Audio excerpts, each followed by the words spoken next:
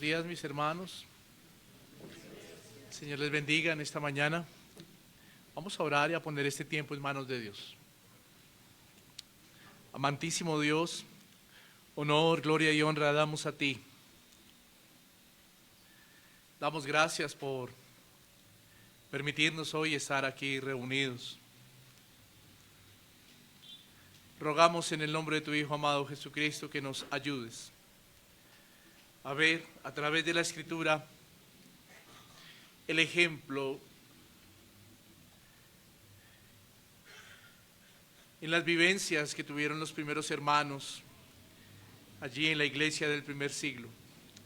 Que nos ayudes a ver ese ejemplo, que nos ayudes a enriquecernos, como la Escritura, a través de lo que narra allí Lucas, quiere hoy motivarnos y animarnos a que perseveremos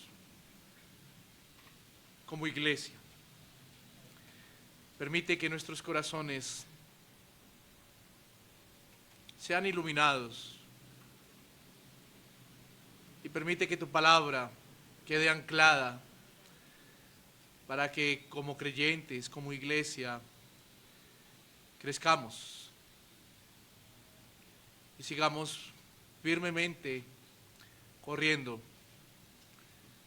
en este camino de la fe. Ayúdame, Dios. Usa mi vida y permite que tu palabra, Señor, sea expuesta de una manera sincera, transparente. Gloria y honra damos a ti y en Cristo Jesús oramos. Amén.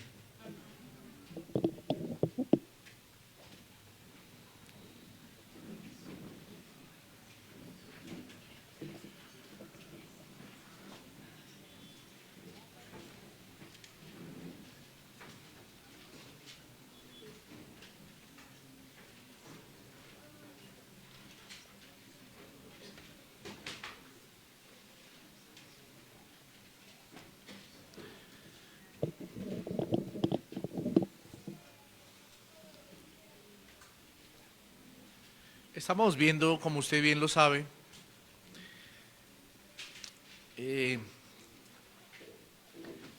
una enseñanza expositiva del libro de Hechos. Llegamos al capítulo 21 y como lo leyó nuestro hermano Nelson, vamos a estar mirando todo lo referente al tercer viaje misionero de Pablo en cuanto a su finalización, en cuanto a cuando Pablo decide volver a Jerusalén. Le he colocado en esta mañana como título a la enseñanza: Iglesia advertida, iglesia que escucha la voz de Dios. Iglesia advertida, iglesia que escucha la voz de Dios. Antes de narrar un poco aquí en la introducción, cómo podemos ver y cómo el Señor ha enriquecido a través de todo lo que hemos podido exponer, revisar en el libro de Hechos, cómo todas estas vivencias de los hermanos allí en el primer siglo no son de ejemplo y no son de ánimo para nosotros, para que, como lo orábamos ahorita, sigamos firmemente caminando en este camino de la fe, válgame la redundancia, y batallando, porque no es fácil, pero solo con el favor, la gracia, la misericordia del Señor podemos seguir avante como iglesia, como familias. Quiera el Señor que todo esto que estamos viendo quede anclado en nuestros corazones, para que podamos encontrar a través de su voz, por medio de la palabra, aliento para nuestras vidas. Aliento para nuestras vidas. Lucas nos empieza a narrar el viaje que emprende Pablo y sus acompañantes de vuelta a Jerusalén, finalizando, como lo dije hace un momento, ese tercer viaje misionero del apóstol. Y si usted y yo notamos bien la narración, Lucas nos muestra acontecimientos casi que a diario.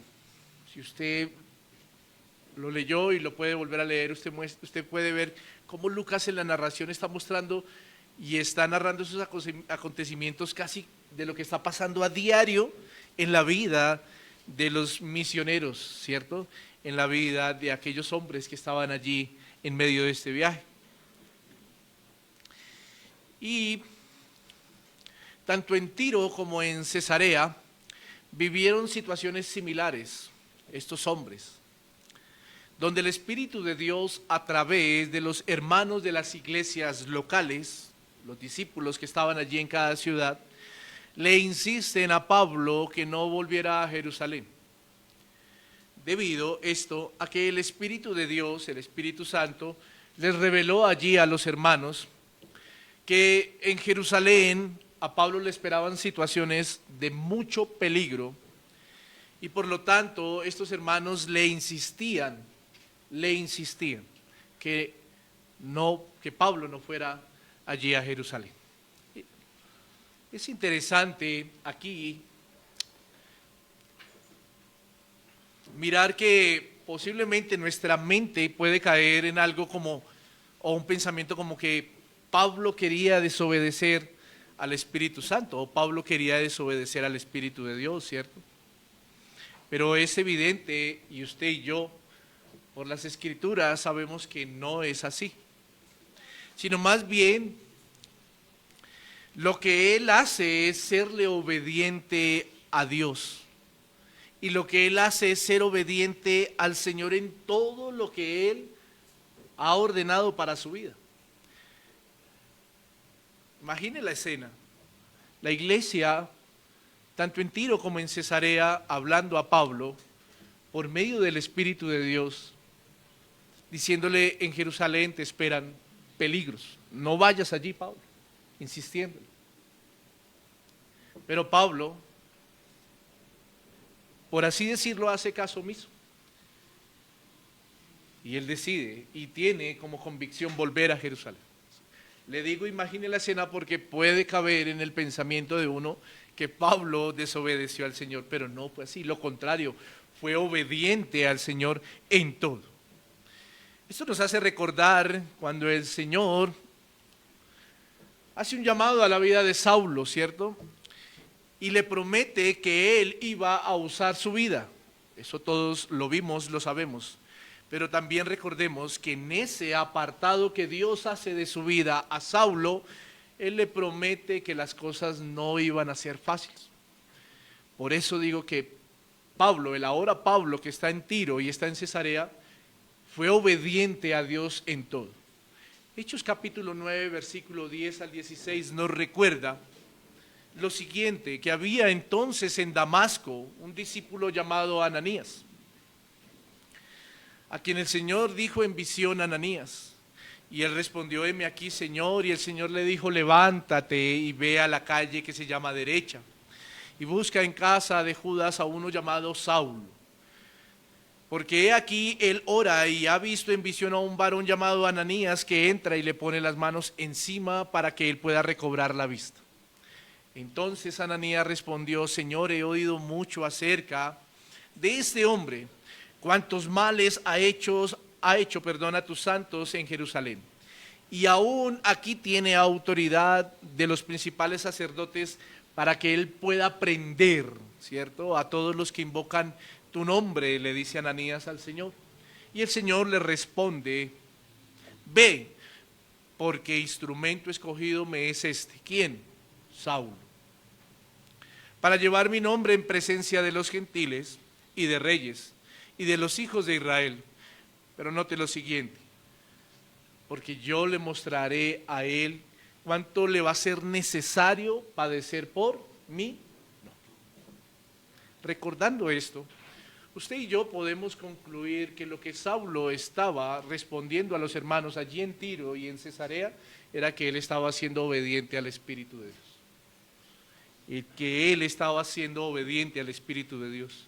A él no se le pasó por la mente, quizá al leer el texto a la ligera, lo que a nosotros se nos puede pasar por la mente, siendo honestos, que Pablo pudo haber caído en desobedecer al Señor.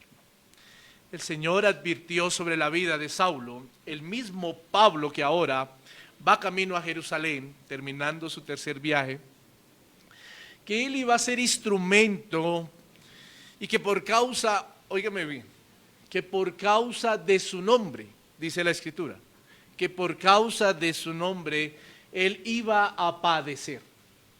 Vuelvo y reitero, por causa de su nombre él iba a padecer.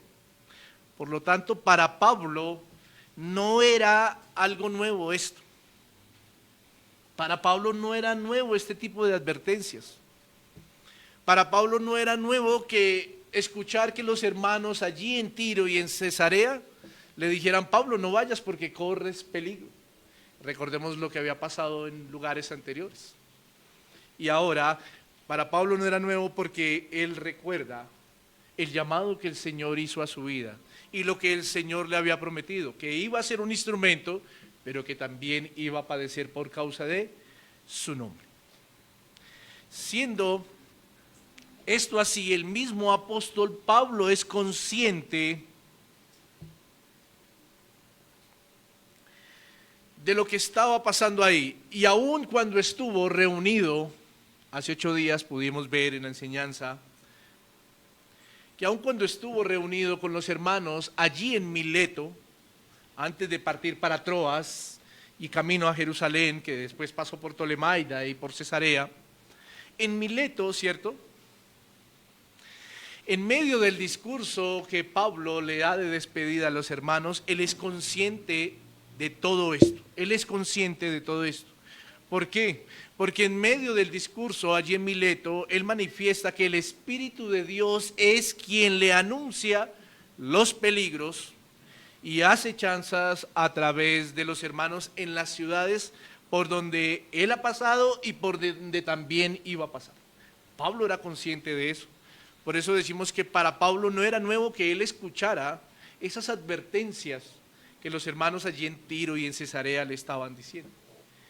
Si usted y yo recordamos lo que vimos hace 8 días, en Hechos capítulo 20, versículo 22 y 23, Pablo nos deja ver que para él esas advertencias no eran nuevas. Ahora he aquí ligado, yo en espíritu, dice el apóstol Pablo en su anuncio de despedida a los hermanos allí en Mileto. Dice: voy a Jerusalén sin saber lo que allá me ha de acontecer. Pero note lo siguiente: salvo que el Espíritu Santo por todas las ciudades me da testimonio diciendo que me esperan prisiones y tribulaciones. Pablo lo sabía. Pablo había sido advertido. Pablo sabía que este amor entrañable que tenían los hermanos allí en Tiro y Cesarea era el resultado de un amor hermoso, fraternal que tenían los hermanos para con él, pero que debido a este sentimiento él no podía ser desobediente a Dios. Él tenía que seguir cumpliendo la comisión que Dios había puesto en él. Ahora, todo esto ha acontecido en la vida de Pablo, de sus acompañantes, entre ellos Lucas, y también de los hermanos en la iglesia o en las iglesias de Tiro y Cesarea. Fue necesario y fue providencial en Dios para que ellos, los que acabo de pronunciar, pudieran ver que la buena voluntad de Dios se cumple aún contra los propósitos. Óigame bien, que la buena voluntad de Dios se cumple aún contra los propósitos, contra los pronósticos que tienen los pensamientos que hay en nuestros corazones, o que había en los corazones de los creyentes allí. Todo esto fue necesario para que esa buena voluntad de Dios se cumpliera. Aún, vuelvo y reitero, contra los pronósticos y propósitos que habían en los corazones de los hermanos allí en Tiro, Cesarea y aún en Mileto y en Tolemaida, aunque Lucas no narra bien lo que pasó en Tolemaida. Ya lo vamos a mirar. Y esto también nos sirve para entender que cuando una iglesia, o lo voy a narrar de esta manera, o cuando un soldado que es advertido, es un soldado o una iglesia que ha escuchado la voz de Dios. Es un soldado o una iglesia que ha escuchado la voz de Dios. Y aún nada coge de sorpresa, a quien ha sido advertido, a la iglesia o al soldado, aún nada coge de sorpresa mientras que las circunstancias se presenten por causa del nombre de Cristo. Aún nada coge de sorpresa mientras que las circunstancias se presenten por causa del nombre de Cristo.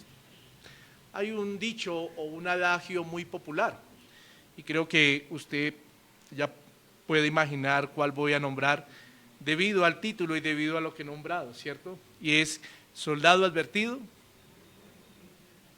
no muere en guerra. Pero debemos reconocer, y quiero ser un poco directo aquí en esta introducción y en esta parte, debemos reconocer que pareciera que este adagio no encaja mucho en la vida de los creyentes. Pareciera que este dicho popular no encaja mucho en la vida de los creyentes contemporáneos. Ahora, no estoy diciendo en todos, sino en muchos o en algunos. ¿Por qué? Esto lo digo porque viene un buen pensamiento sobre lo acontecido allí en estas ciudades. Y ese pensamiento es lo siguiente, y voy a hacer una pregunta. ¿Qué hubiésemos hecho usted y yo si estuviéramos en los zapatos del apóstol Pablo? ¿Qué hubiésemos hecho usted y yo si hubiésemos estado en los zapatos de Agabo o de los hermanos que estaban allí en las iglesias de Tiro y de Cesarea? ¿Qué hubiésemos hecho? Eso es una muy buena pregunta para que usted y yo reflexionemos o meditemos. Pero hay algo que debemos asumir con toda sinceridad. Y es que en nuestra vida como creyentes debemos pensar si estamos dispuestos a aceptar la voluntad de Dios, aun si ésta nos lleva a que seamos probados hasta el límite por causa del amor que tenemos por el Señor. Seamos honestos y preguntémonos, mis queridos hermanos y amigos, seamos honestos y preguntémonos lo siguiente: ¿son nuestras circunstancias adversas, eclesiales o personales, causadas por ser fieles al nombre de Cristo? ¿O son nuestras circunstancias adversas, eclesiales o personales, causadas por nuestro pecado? Eso es algo que usted y yo debiéramos pensar. Porque pareciera que aunque los tiempos son diferentes en cuanto a lo que vivimos hoy, a lo que estaba viviendo allí Pablo y todos los hermanos que estaban allí reunidos, aunque los tiempos por cultura, por todo es diferente, pareciera, en cuanto a lo que vivió el apóstol Pablo,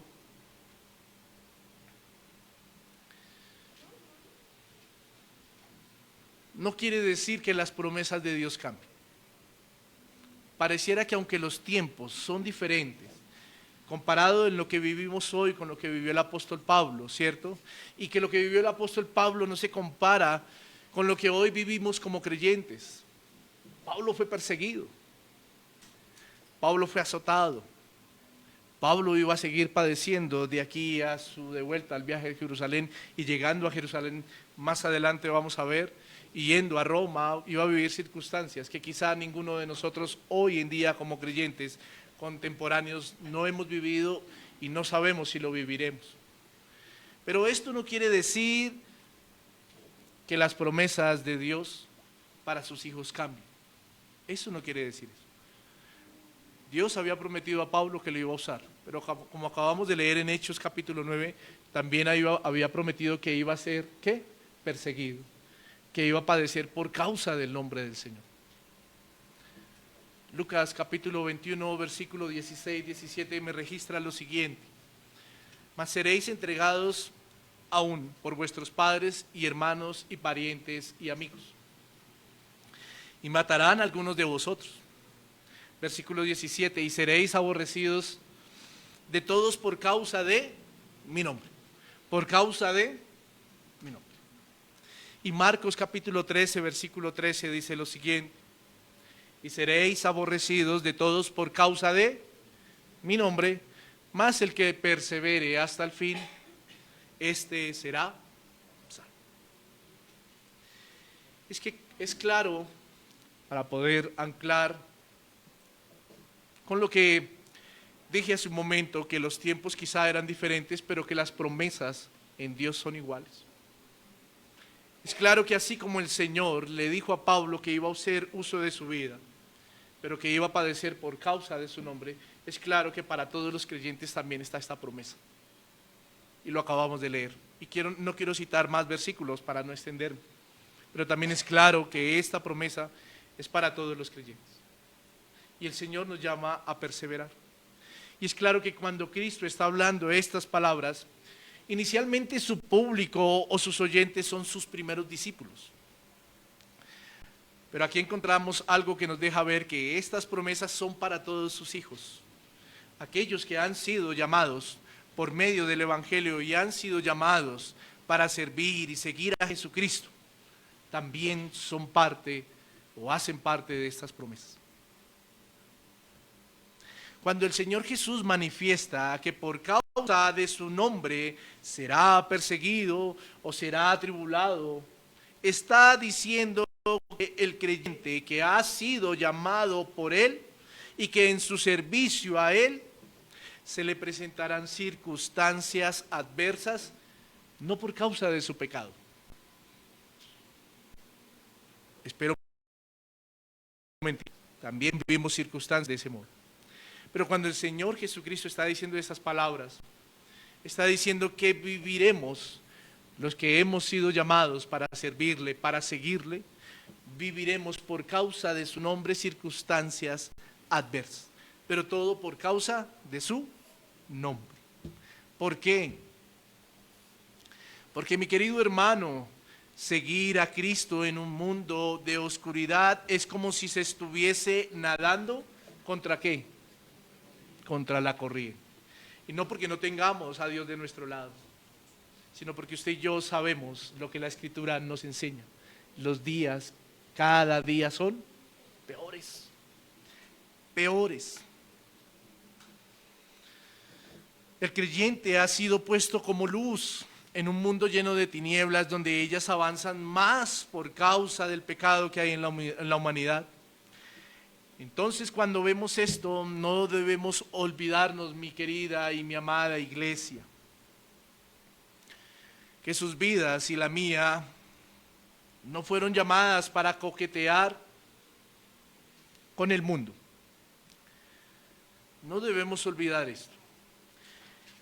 No debemos olvidar que su vida y la mía, mi querida iglesia, no fue llamada para ser los salmistas más escuchados en las plataformas, con el ánimo de llenarse de recursos. Ahora, no estoy en contra de que podamos escribir para el Señor, y todo bajo la Escritura.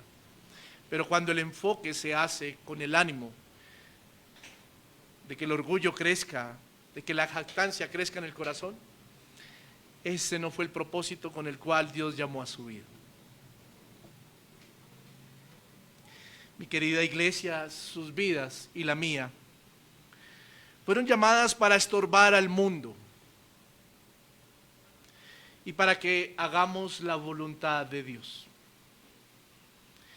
Y esta, como dijo el apóstol Pablo a los tesalonicenses, es que nos apartemos de toda fornicación, mirando esta palabra en el contexto de apostatar o de rebelarnos contra la voluntad y la naturaleza de Dios.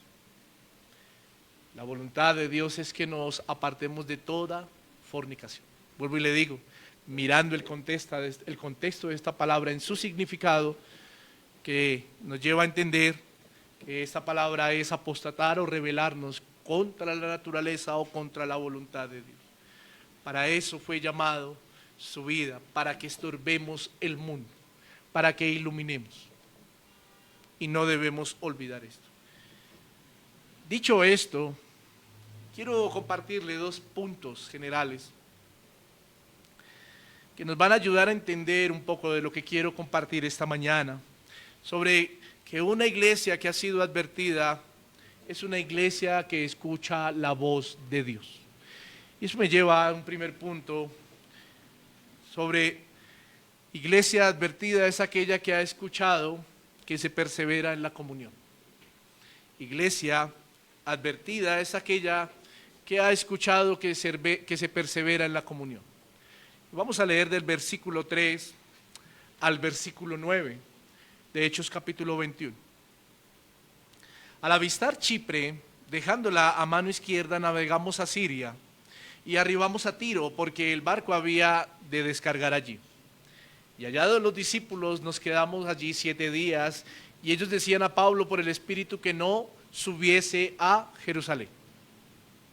Cumplidos aquellos días salimos acompañándonos todos con sus mujeres e hijos hasta fuera de la ciudad. Y puestos de rodillas en la playa oramos. Y abrazándonos los unos a los otros subimos al barco y ellos se volvieron a sus casas. Versículo 7. Y nosotros completamos la navegación saliendo de Tiro y arribando a Tolemaida, y habiendo saludado a los hermanos, nos quedamos con ellos un día. Al otro día saliendo, Pablo y los que con él estábamos fuimos a Cesarea. Y entrando en casa de Felipe, el evangelista, que era uno de los 7, posamos con él. Este tenía 4 hijas, doncellas que profetizaban. Si usted y yo observamos lo que nos muestra estos versículos, el autor hace referencia a 2 cosas que no podemos dejar aquí pasar y que son importantes entre la comunión que debe haber en los hermanos de la fe o en la iglesia. Y lo primero que miramos aquí fue la intencionalidad que tuvo el apóstol Pablo, algo muy similar con lo que hemos venido hablando, ¿cierto? Una intencionalidad que tuvo el apóstol Pablo y también sus acompañantes por tener comunión con los hermanos que habitaban en las 3 ciudades, Tiro, Tolemaida y Cesarea. Vemos que Lucas, siendo uno más de los que estuvieron allí, narra que hubo un interés por practicar lo que habían aprendido al escuchar la voz de su Señor y al ver el ejemplo de muchos hermanos, como para Pablo lo fue Bernabé. ¿Sí recuerdan cuando Bernabé recibió a Pablo allí en Jerusalén y la comunión que tuvo Bernabé con él? Esto es muestra de ese ejemplo, ¿cierto? De ese ejemplo que debe haber de la comunión en los hermanos de la fe. Por eso digo que una iglesia advertida es una iglesia que ha escuchado la voz del Señor y tiene en claro que debe perseverar en la comunión. Lucas narra que navegaron en un barco y al parecer fue el mismo barco que pasó por las mismas 3 ciudades. Posiblemente era un barco de carga que llevaba utensilios y en cada ciudad se detenía por cierto periodo de tiempo para descargar lo que debía entregar. Usted se puede imaginar o puede ver en el pasaje que la primera parada duró 7 días, la segunda duró 1 día y en Cesarea ya duró otros días. No nos narran el número de días, pero duró más días. Ahora, en estas 3 paradas vemos a unos evangelistas con el ánimo de buscar comunión con sus hermanos. En Tiro duraron 7 días, como lo acabé de nombrar y como nos lo nombra o lo dice Lucas en el versículo 4. Que los evangelistas hallaron unos discípulos y compartieron con ellos hasta que se cumplieron los días que estaban allí. En Tolemaida duraron 1 día, compartieron con los hermanos, ¿cierto? Y en Cesarea, aunque no se nos indica cuántos días exactos fueron, tuvo que ser varios, porque en el versículo 15 encontramos la referencia que hace Lucas al tiempo en plural, en la palabra días. Es claro que Pablo y sus acompañantes aprovechaban para compartir con los hermanos y para seguir fortaleciendo, instruyendo y animando a los hermanos en su fe. Eso es claro, ellos no, por así decirlo, no desperdiciaban su tiempo. Su ánimo era tener comunión con los hermanos de la fe. Además de eso, quiero decirle algo. Podemos ver varias cosas similares sucedidas en Tiro y en Cesarea, en cuanto a la comunión. Y lo primero que encontramos es que fue una comunión basada en un amor sin fingimiento, tanto en Tiro como en Cesarea. Fue una comunión basada en un amor sin fingimiento.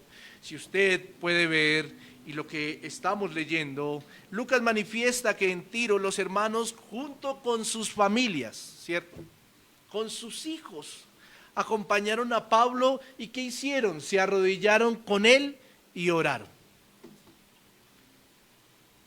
Qué bueno es ver un acto de estos en medio de la comunión entre los hermanos. Qué bueno es ver un acto de estos.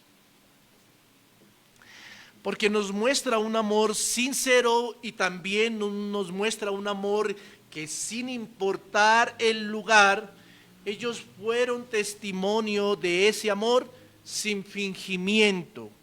Un amor que tenían entre ellos. Un amor sin fingimiento. Dice Lucas que se arrodillaron ¿en dónde? En la playa. Usted, mi querido hermano, le hago una pregunta. ¿Se puede imaginar cuántos gentiles, griegos, romanos habían allí en el lugar donde zarpaban estos barcos? ¿Se puede imaginar eso? Estaban en la playa. Pablo ya iba a salir para Cesarea. Bueno, Ptolemaida y Cesarea.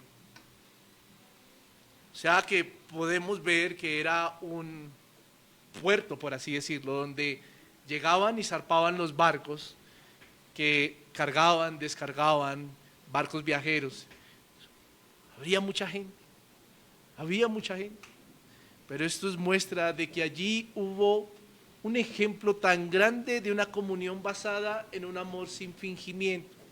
Porque tanto padres, madres, hijos, evangelistas, misioneros, apóstoles se arrodillaron juntamente.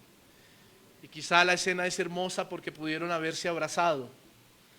¿Y qué hicieron? Orar. Orar. Muestra de que había sido una iglesia advertida en cuanto a perseverar en la comunión. En la comunión. ¿Qué reacción tendrían, o imagínense, qué reacción pudieron tener todos los que estaban allí al ver a los cristianos con una comunión tan honesta y tan sincera? Algunos hubiesen podido reírse, algunos hubiesen podido señalarlos y decirles estos están locos, quizá otros quedaron asombrados. Quizá otros de pronto pudiesen haber sido compungidos en su corazón por la muestra de amor tan hermosa que tenían estos hermanos. ¿Qué reacción pudieron haber tenido los que estaban alrededor allí en la playa?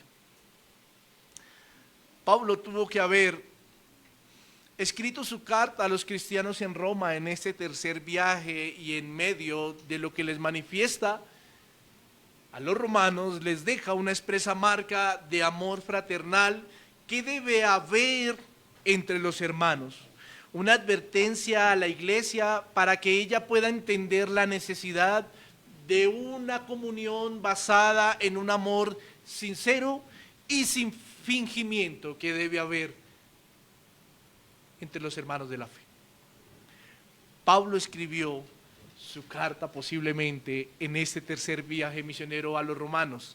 Y en esa carta manifiesta lo siguiente, expresa lo siguiente, quizá por lo vivido, pero también por lo que el Señor le ha revelado. Pablo dice lo siguiente, Romanos capítulo 12, versículo 9 al 10, dice: el amor sea sin fingimiento, aborreced lo malo, seguid lo bueno. Amaos los unos a los otros con amor que fraternal, en cuanto a honra, prefiriéndolos los unos a los otros. Es claro que Pablo hace un manifiesto diciendo que la preferencia debe ser entre los hermanos de la fe. Que esa comunión no debe ser causa de vergüenza. Que el amor sin fingimiento no debe ser causa de vergüenza.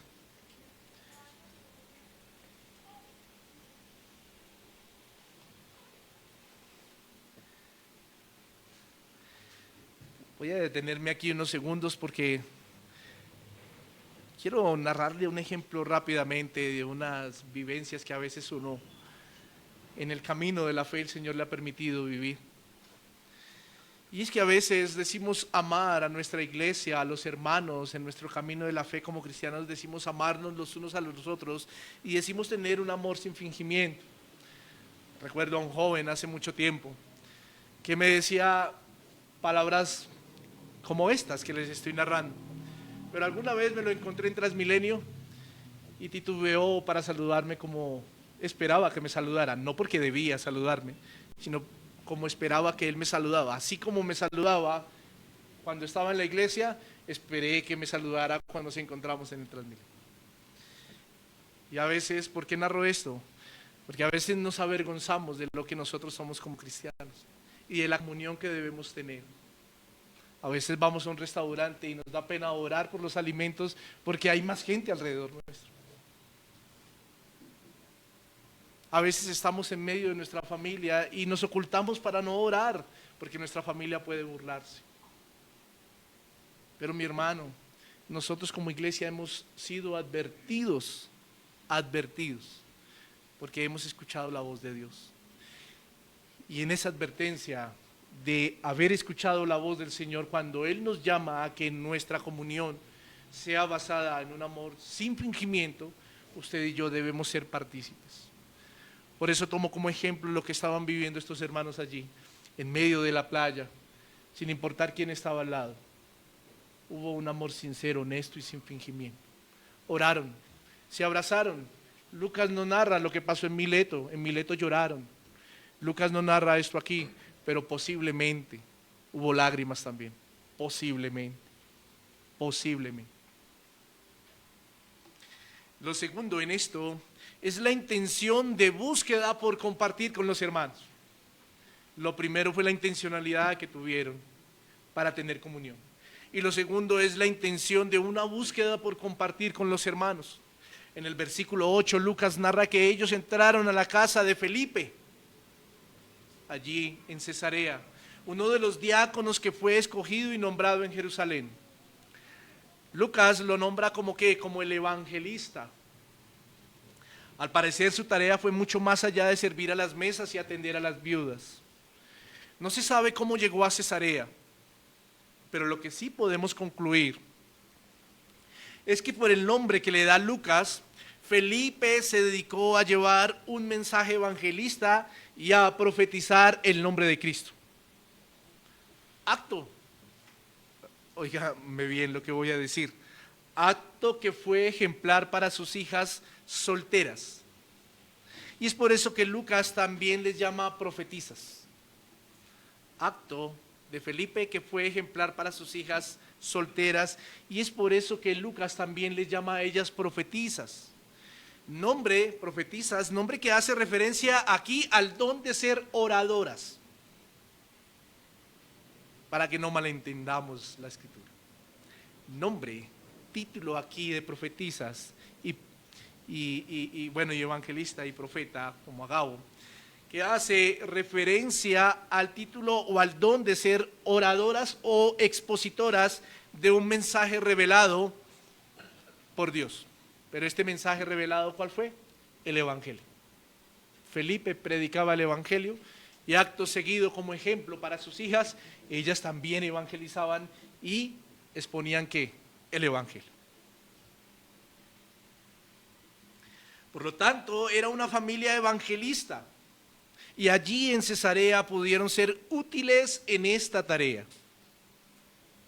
Pero hay algo referente a lo que le estoy nombrando aquí, y es que en los apóstoles hubo una intención de buscar un lugar donde un hermano, hubo una intención de ir y buscar a un hermano en la fe. Ellos fácilmente pudieron bajarse en el puerto de Cesarea y decirle el uno al otro cuánto tenemos en los bolsillos y busquemos una posada, y vamos a una posada y nos quedamos allí. Pero ¿qué hicieron ellos? Prefirieron ir a buscar ¿a quién? A Felipe, a un hermano de la fe. Ellos tuvieron esa intención de búsqueda por compartir con los hermanos.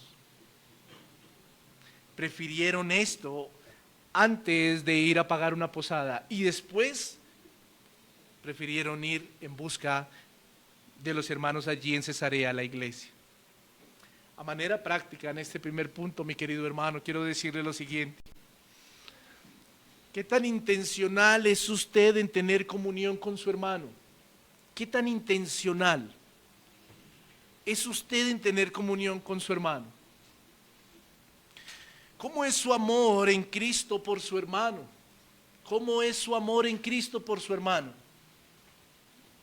Es claro que viendo estos ejemplos,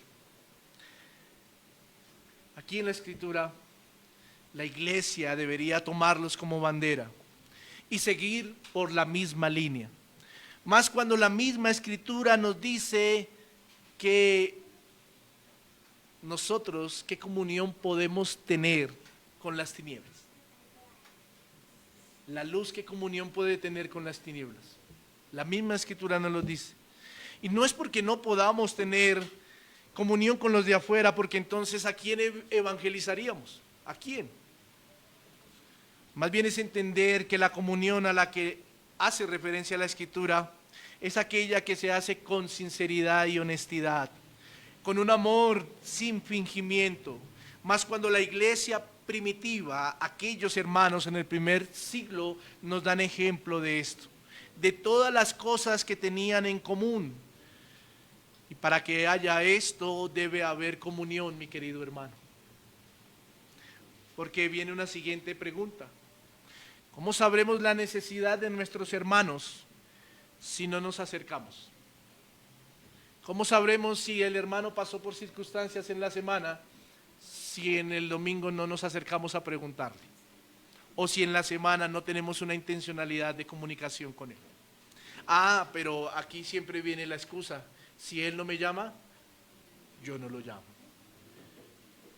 Aquí siempre viene la excusa, porque es que para sustentar lo que hay en mi corazón, yo tengo que sacar siempre una respuesta y una excusa. Ah, pero es que como él no me saluda, yo no lo saludo. Esteban, cuando estaba cerrando sus ojos después de ser apedreado, ¿qué le dijo al Señor? No le cuentes esto como pecado. ¿Y por qué traigo esto a memoria? Porque si él tuvo misericordia de aquel que los estaba matando, ¿cómo nosotros, aun dejando todo orgullo a un lado, no podemos tener misericordia a través del evangelio que Dios ha sembrado en nuestros corazones? Y con eso poder mostrar a los demás que tenemos a Cristo, y en ese tener a Cristo debe haber la intencionalidad de tener una comunión con nuestros hermanos. Una iglesia que persevera en este punto cardinal de la comunión es una iglesia que ha escuchado la voz de Dios. Es una iglesia que sabe que necesita compañía, que sabe que necesita de hermanos. ¿Para qué? Para seguir caminando, para seguir alentado y animado en el medio que Dios nos ha puesto, y es en esta vida de batallas. Una iglesia que ha escuchado la voz de Dios, que ha sido advertida en cuanto a esto, sabe que necesita de sus hermanos para seguir animado y caminando en este mundo donde gobierna la oscuridad. Lo segundo es que una iglesia que ha escuchado la voz de Dios es la que se somete a su voluntad. Versículo 10 al 14 dice: y permaneciendo nosotros allí algunos días, descendió de Judea un profeta llamado Agabo, quien viniendo a vernos tomó el cinto de Pablo y atándose los pies y las manos dijo: esto dice el Espíritu Santo, así atarán los judíos en Jerusalén al varón de quien es este cinto, y le entregarán en manos de los gentiles. Al oír esto, le rogamos nosotros y los de aquel lugar que no subiese a Jerusalén. Entonces Pablo respondió: ¿qué hacéis llorando y quebrantándome el corazón? Porque yo estoy dispuesto a no solo ser atado, mas aún a morir en Jerusalén. ¿Por quién? Por causa del nombre del Señor Jesús. Como no le pudimos persuadir, dijo Lucas, desistimos diciéndose: hágase tu voluntad, Señor. En Cesarea hubo un hombre llamado Agabo, quien transmitió a Pablo y a sus acompañantes y a la iglesia lo que iba a suceder en Jerusalén. Y esto es porque el Espíritu de Dios le reveló todo lo que posiblemente acontecería en la vida del apóstol. Cuando los que estaban allí escucharon, estos incentivaron más sus voces hacia Pablo para que él no viajara a Jerusalén. pero Pablo hizo caso omiso, como lo acabamos de leer. Porque aunque su corazón se sintió quebrantado por lo que estaba viendo en los hermanos, pudo más la obediencia al Señor. Pudo más la obediencia a Dios que a los sentimentalismos que se pudieron generar entre los hermanos. Malos no, porque eso es muestra de un cariño verdadero. Pero aún y con todo eso su corazón no fue quebrantado, sino que su corazón siguió firme en obediencia a Dios. Por lo tanto, los mismos hermanos, al ver que no pudieron persuadir a Pablo, reconocieron que la voluntad de Dios era la que se tenía que cumplir. Y si la voluntad de Dios para la vida de Pablo era que siguiera sufriendo, entonces así debía ¿qué? Ser. Pablo, como le dije hace un momento, posiblemente en el tercer viaje misionero escribió a los romanos. Pablo a los romanos le manifiesta lo siguiente, Romanos 12:2. No os conforméis a este siglo, sino transformados por medio de la renovación de vuestro entendimiento. ¿Para qué? Para que comprobéis cuál sea la buena voluntad de Dios, agradable y perfecta. Y es que la buena voluntad de Dios es agradable y perfecta bajo la óptica de Dios. La buena voluntad de Dios es agradable y perfecta bajo la óptica de Dios. Le dije en la introducción, póngase en los zapatos de Pablo. Si la voluntad de Dios para Pablo era padecer, sufrir, ser golpeado por causa de su nombre, dígame si para Pablo o para usted colocándose en los zapatos de Pablo, esto es algo bueno para su vida. Los hermanos en Tiro y en Cesarea no querían que Pablo fuera a Jerusalén, pero Dios ya lo había provisto y lo había planeado para la vida del apóstol. Y eso tenía que pasar en la vida de Pablo por el cumplimiento a la promesa que Dios le había dado. Hay dos cosas que aquí quiero dejarle rápidamente por sentado y son dos cosas que debemos entender bajo este ejemplo que vemos en Pablo y en los hermanos. Y lo primero es que el Señor nos libra de los temores. Óigame bien, el Señor nos libra de los temores, mas no de las circunstancias. El Señor nos libra de los temores, mas no de las circunstancias. Y quiero aclarar algo antes de compartirle rápidamente esto. Y es que Dios tiene el poder para librarnos de las circunstancias, claro que sí. Pero si Él las permite en nuestra vida, y más por causa de su nombre, Él nos va a alentar en nuestros temores y nuestros miedos, mas no nos va a librar de las circunstancias. ¿Sí me hago entender? El Señor permite que por causa de su nombre tengamos circunstancias. ¿Para qué? Para acrecentar su carácter en nosotros, para acrecentar nuestra fidelidad hacia Él y para fortalecernos y saber de qué está hecha nuestra obra. David en el Salmo capítulo 34, versículo 4 dice lo siguiente: busqué a Jehová y Él me oyó y me libró de todas mis circunstancias, de todos mis temores. David dice que el Señor lo libra de todos sus temores, mas no de todas sus circunstancias. Es notorio, como lo vimos en la introducción, que por causa del nombre de Cristo seremos perseguidos. Y es una promesa para todos.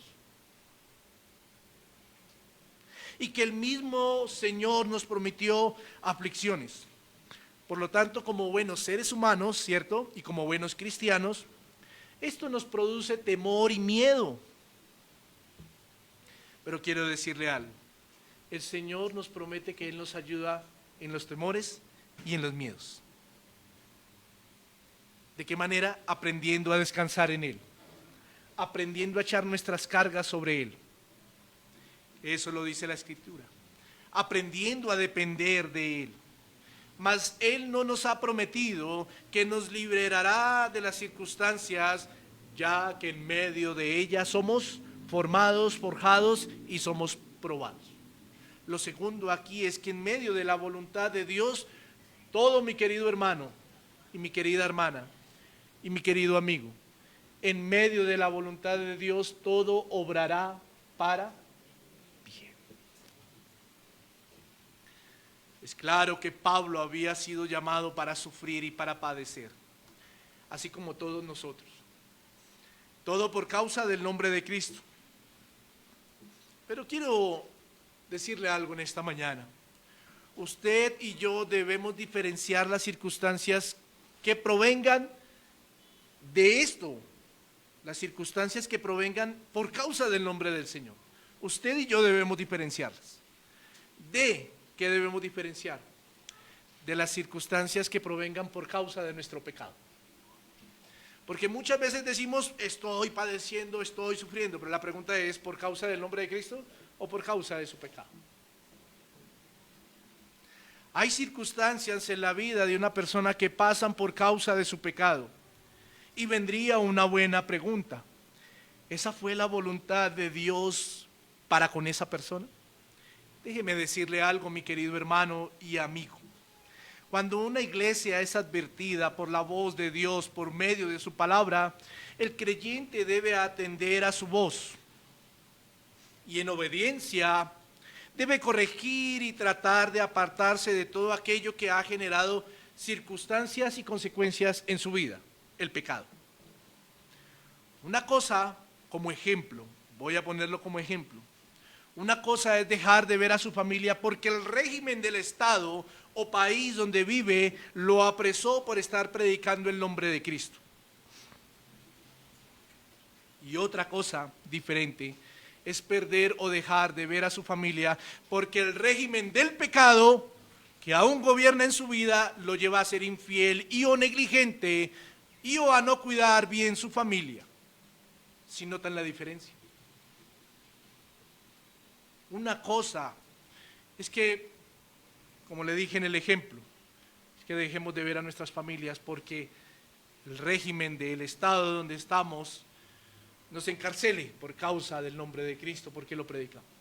Y otra cosa es que pase eso por causa del régimen del pecado que gobierna nuestra vida.